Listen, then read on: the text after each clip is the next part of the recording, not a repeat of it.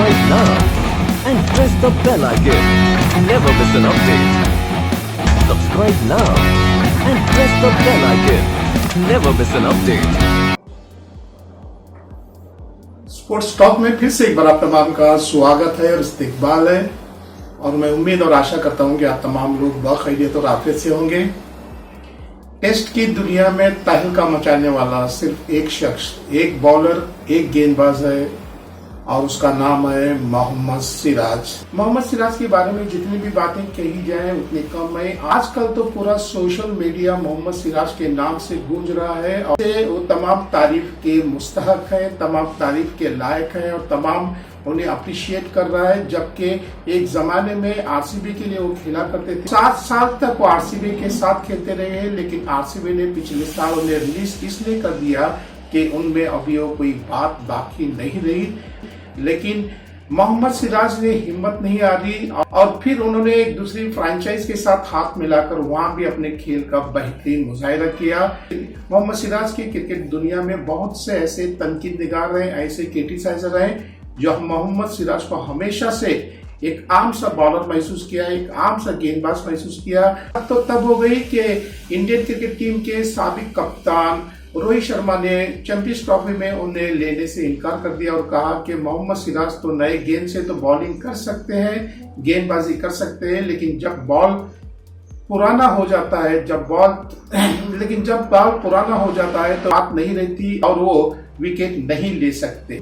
लेकिन ये तमाम तनकीद निगार, ये तमाम क्रिटिसाइजर मोहम्मद सिराज के ओवर में दिए हुए परफॉर्मेंस पे शर्मिंदा होकर अपनी गर्दन झुका लिए और मोहम्मद सिराज का इंग्लैंड और भारत के दरमियान खेला गया 5वां और आखिरी टेस्ट जिसे ओवर में खेला गया और मोहम्मद सिराज ने अपने जोश और खरोश के साथ अपनी पूरी जान की बाजी लगाते हुए भारत को इस 5वें और आखिरी टेस्ट में जीत दिलाई।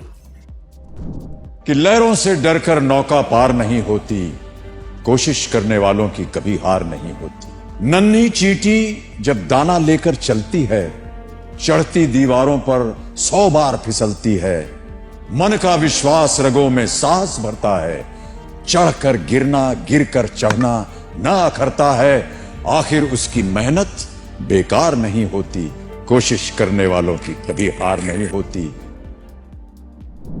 इंग्लैंड और भारत के दरमियान ये 5वां टेस्ट जो खेला गया, जो भी क्रिकेट के फैन इस मैच को देख रहे थे उनकी सांसें रुकी हुई थी और हर बॉल पे उनकी दिल की धड़कनें तेज हो जा रही थी, क्योंकि इंग्लैंड को इस मैच में जीतने के लिए 374 का एक टारगेट भारत ने दिया था और इंग्लैंड ने बड़ी खूबसूरती से अपने खेल का मुजाहिरा करते हुए बिल्कुल टारगेट के करीब पहुंच गए। मोहम्मद सिराज की खतरनाक गेंदबाजी ने उन्हें जीतने नहीं दिया। इंग्लैंड को जीतने के लिए इस मैच में आखिर में सिर्फ 6 रन दरकार थे और एक छक्के की बदौलत उस मैच को जीत सकते थे, लेकिन मोहम्मद सिराज की तूफानी गेंदबाजी ने उन्हें इस मैच जीतने से रोक दिया। मैच में तमाम खिलाड़ियों ने भी अपना बहुत अच्छा प्रदर्शन किया, बहुत अच्छा परफॉर्मेंस दिया, लेकिन सबसे खतरनाक परफॉर्मेंस जो दिए वो थे मोहम्मद सिराज। आज हर जगह मोहम्मद सिराज की बात हो रही है। सोशल मीडिया के प्लेटफॉर्म पे देखेंगे तो सिराज ही सिराज आपको नजर आ रहे हैं, उनके तारीफ के पुल बांधे जा रहे हैं। यहाँ तक कि MIM के सदर असदुद्दीन ओवैसी ने भी कहा कि पूरी तरह से खोल दिया पाशा, हैदराबाद का बच्चा ये बहुत ही अच्छा खेला और इंग्लैंड के नाक में दम कर दिया। तो आज मोहम्मद सिराज देखिए आप, माशाल्लाह जबरदस्त गरीब बच्चा एक किस तरीके से मेहनत करके आके क्या 100 विकेट ले लिया सर टेस्ट विकेट में। ग्रेट जर्नी है। यू थिंक इंडियन और मैं मोहम्मद सिराज से एक चीज सीखा, मालूम आपको? हाँ।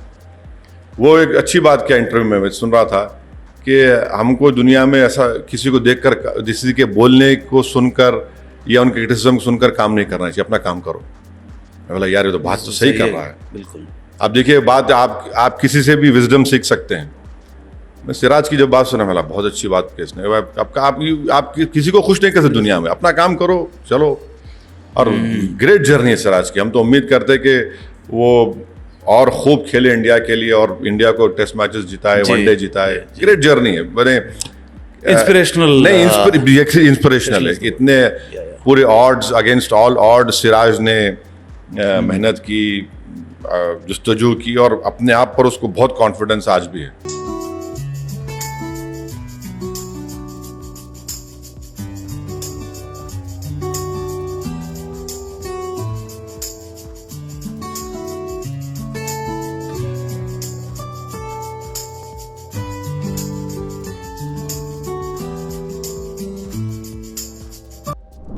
talk about Mohammad Siraj, unbelievable, superb approach. जो एक एटीट्यूड है उस प्लेयर की मुझे बहुत पसंद है. I love the spring in his legs कि ना, चाहे आई मीन अगर आप स्कोरबोर्ड को ना देखें and you just look at his body language, you will not be able to make out कि सिराज ने 5 विकेट निकाले या आज एक भी विकेट नहीं मिली उसे. बॉडी लैंग्वेज इज वैसे ही, एटीट्यूड और अप्रोच वैसे ही होता है. तो एक fast bowler is constantly in your face like that. किसी भी बैट्समैन को वो पसंद नहीं है. और अगर आप जो रूट, जो वर्ल्ड क्लास प्लेयर इतने सारे रन बनाए हैं, उसको अगर जाके पूछोगे कि सिराज को खेलते हुए अच्छा लगता है, you will prefer someone else जो ऐसे ही चुपचाप डाल रहा है. He'll say कि नहीं भाई वो दूसरा डाल रहा है चुपचाप, वो ठीक है, क्योंकि Siraj is always in my face, वो कुछ ना कुछ करेंगे. So that is what Siraj is about. He is bowled over 1000 deliveries in this series itself. And जो लास्ट डे, जो एंड तक जो एक अप्रोच था, I could hear commentators also saying कि उसने 90 माइल्स या कुछ बॉल डाला था लास्ट के कुछ बॉल्स में. तो अगर कोई बॉलर 1000 प्लस डिलीवरीज एक सीरीज में डाल रहा है और वो एंड में 90 माइल्स प्लस डाल रहा है, दैट शोज उसकी, हम कहते हैं ना, जिगर. He is got a big heart. I know कि लॉर्ड्स में वो डिफेंड करते हुए ही मिडल द बॉल, मगर वो बॉल रोल हुआ, स्टंप के सामने कुछ एक छोटा सा पत्थर वगैरह गिरा था, उस पर भी मैंने देखा कि बॉल बाउंस होकर स्टंप को लगा. वो सारी चीजें must have been such a setback उसके लिए. वो कैच भी ना, मुझे लगा कि वो एक कैच होना चाहिए था, मगर उसका पैर टच हुआ रोप को और वो छक्का हुआ. ये सारी चीजें हुई, मगर कहीं ना कहीं मुझे ऐसा फील हो रहा था कि इन सारे डिसअपॉइंटमेंट्स को खत्म करने के लिए he will come with something special on last day. And he did. And जिस तरह से स्टार्ट किया last day was remarkable. And he's always been instrumental in playing a key role whenever, you know, we need him.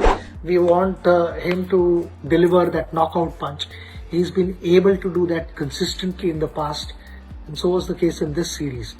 मुझे लगता है उसने जितने wickets निकाले अब तक, बहुत अंडर प्ले करते लोग. जितना उनके ऊपर फोकस होना चाहिए और जिस तरह से उन्होंने परफॉर्म कर दिखाया, उतना शायद क्रेडिट मिलता नहीं है, मिलना चाहिए. I love watching him go. भारतीय क्रिकेट टीम में ऐसे कई खिलाड़ी हैं जो अपना अच्छा सा परफॉर्मेंस देना चाहते हैं, लेकिन भारतीय क्रिकेट टीम की सिलेक्शन कमेटी और खासकर भारतीय क्रिकेट के हेड कोच गौतम गंभीर उन खिलाड़ियों को मौका नहीं देना चाहते. जिस भारत में ऐसे कई खिलाड़ी मौजूद हैं जो मौका न मिलने की वजह से अपना सही से परफॉर्मेंस नहीं कर पा रहे. इसकी असल वजह इंडियन क्रिकेट टीम की सिलेक्शन कमेटी और इंडियन क्रिकेट टीम के हेड कोच गौतम गंभीर. हम यहाँ इस बात का जिक्र करना भी इंतजार जरूरी है कि ऐसे बहुत सी खिलाड़ी हैं जो बेहतर से बेहतर अपने खेल का मुजाहिरा करते हैं, लेकिन भारतीय क्रिकेट टीम की सिलेक्शन कमेटी और गौतम गंभीर को पता नहीं क्या हो गया है कि वो सरफराज खान को और सुरेश अय्यर को मौका क्यों नहीं दे रहे. ये गौतम गंभीर की जाती दुश्मनी सरफराज खान से है और सुरेश अय्यर से है. हर टीम की सिलेक्शन कमेटी और हेड कोच का ये काम होता है कि वो अच्छे से अच्छे खिलाड़ी को मौका देकर भारतीय क्रिकेट टीम को मजबूत करें. हम चाहते हैं कि अच्छे से अच्छे खिलाड़ी को, जिसमें सरफराज खान है, सुरेश अय्यर है, ऐसे खिलाड़ी को इंडियन क्रिकेट टीम में शामिल करना चाहिए ताकि हमारी इंडियन क्रिकेट टीम ज्यादा से ज्यादा मजबूत होकर हर मुकाबले में जीत हासिल करे.